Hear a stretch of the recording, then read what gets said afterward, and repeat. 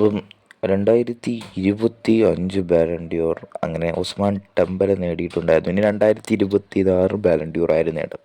അപ്പോൾ നമുക്ക് നോക്കുകയാണെങ്കിൽ സ്കോർ 90 ഒരു പബ്ലിഷ് ചെയ്തിട്ടുണ്ട്.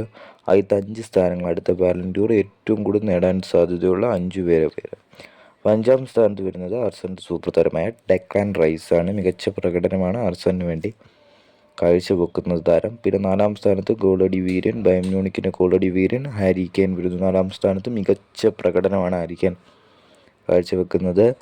പിന്നെ 3-ാം സ്ഥാനത്ത് യുവ സെൻസേഷനായ ബാഴ്സലോണ താരം ലാമിൻ യമാലാണ് 3-ാം സ്ഥാനം. കഴിഞ്ഞ ബാലൻ 2-ാം സ്ഥാനമായ ആളാണ്.